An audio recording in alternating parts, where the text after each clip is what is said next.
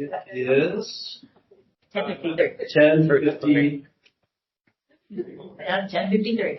Okay, it's 10:53 a.m. I'd like to call to order the meeting of the Governmental Affairs and Public Information Committee of Thursday, January 23rd, 2025.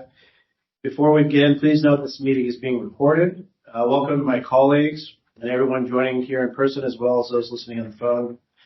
If you would like to provide public comment at today's meeting, and if you have not done so already, please let Thomas in the back of the room know, or Justine on the call-in line. Know what items you would like to speak on today. Madam Secretary, please begin by calling the roll. Thank you. Good morning one more time, everyone. Starting with Director Dorsey. Is absent. Garbarino. Here. Hill. Here. Radit. Here. Verdoni. Here. Vice Chair Giudice. Here. Chair Snyder. Here. And President Cochran. Here. Thank you. You have a quorum, and you are still a committee of the whole. Also in the room, you have Directors Grosbold, Hernandez, Mustin, Parr, Terrio, and Beer. Great. Thank you.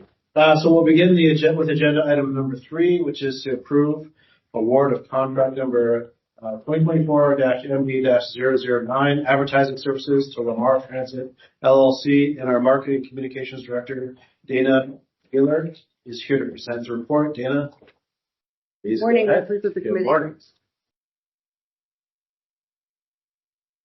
I'm here to ask you to award a contract for advertising services to Lamar Transit LLC. The base contract is for 3 years with 3 additional option years at the district's discretion to exercise. A little background, our current advertising is divided into 3 separate vendors. So one vendor services our bus advertising, the other ferry, and the other are bus shelters and our kiosks. And staff, in looking at that, decided it would be prudent to consolidate into one contract, both for efficiency, but also to just offer a more robust and consistent advertising program. So in September, we put out an RFP for consolidated advertising, and we advertised it in the San Francisco Examiner. We're an independent journal on our procurement portal. After the close of the solicitation in October, we received 1 proposal from Lamar. We did, through the reporting system in our portal, see that 15 firms were actually interested in the solicitation and they downloaded the documents. But when our procurement department polled them on why they didn't submit a proposal, most of them said that they had downsized during the pandemic and didn't have the resources to service the contract adequately. So we took a look at Lamar's proposal and evaluated on the criteria that we use, and we deemed it fully responsive to our needs. They demonstrated a full ability to service the contract.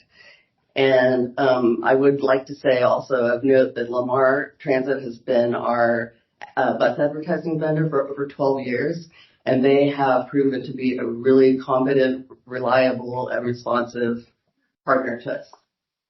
So for the compensation part of it, they offered us, if you look at the chart, 2 options. We get an annual guaranteed payment, and it progresses and escalates over the course of the 6 years. And that is their minimal. So over the course of 6 years, we would get a minimum of $2,370,000. But if net revenues are, we would be offered a 55% revenue split share if revenues exceed that. So whichever is higher, the district will receive that payment. And in addition to that, they are offering us $10,000 in a credit for production so that we can use that for our own advertising and marketing and communications needs. So if we wanted to place ads on the buses or wrap a holiday bus, that would fund that. And that concludes my report. Are there any questions that I can answer? Any questions? Director Rutherford? Just on that last piece, is that $10,000? I don't know what it costs to do any of this stuff, but that $10,000 is enough to let the district do all the promotional Yeah. advertising? So to wrap a holiday bus, it costs $10,000 to wrap a holiday bus. It's expensive, but that will fund a holiday bus.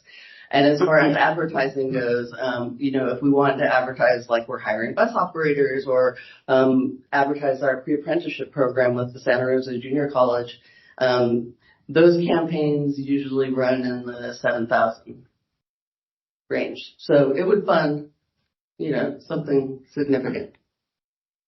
I had a question. What's our, so it's about 370,000 annual guaranteed, what is it now? The revenue? Pardon? What's the revenue now for the advertising? Oh, so this proposal is generous. It's like 45% more than our current. Oh, Yeah.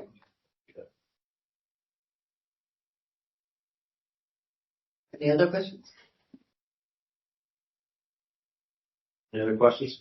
I just have one general, observation that this is the second thing today that we've only had one response. Right. To. Yeah. And as we go forward with procurement, I'm wondering, do we see this as an ongoing pattern post-COVID? I mean, we're not the only entity, I think, that's in this boat, and I wonder how we could make sure that we're getting the best bang for the buck. Obviously, this one. Yeah, it's a great question. I think the answer is tied to a couple of things. One is, for this business, the pandemic was especially hard. The earlier procurement's a very unique thing, something we do once every 5 years. And there's not that many firms that have the requisite experience and licenses to do underwater bridge inspection. And everyone that wasn't doing them got in trouble with federal highways, so they're now all doing them. And so all these firms are quite busy. But, we are paying attention to the landscape. We do a lot of a variety of things. Bus advertising is something that almost went away, when, we all started carrying smartphones. And so to see even a proposal, to see a 45% increase in revenue was encouraging, just because of the state of advertising now. It's almost all digital. I'm just worried about. Yeah. Yeah. And construction contracts, depending on the type of work, there's not a lot of bidders. Yeah. So it's something we're paying attention to. Yeah. Director Hernandez? Thank you, Mr. Chair. Thank you for the report. I have a question. Hi, nice to see you. So we previously had 3 vendors serving our needs with regard to these 3 different areas of advertising. Out of curiosity, can you please tell me the 2 vendors that now will not be part of our program? Are those 2 vendors DBs? No.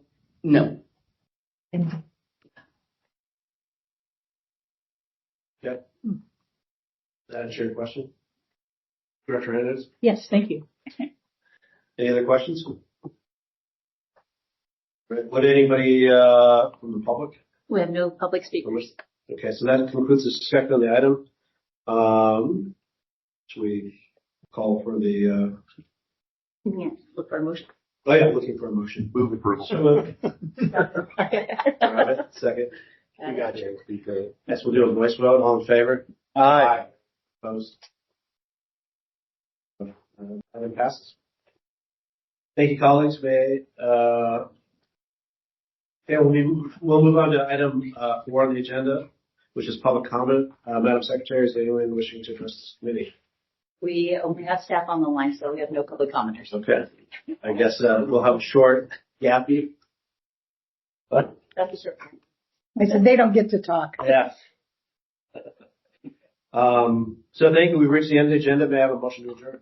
So moved. All right. And hearing no objections, this concludes the meeting of the Government Affairs Public Information Committee, and the time is 11:02.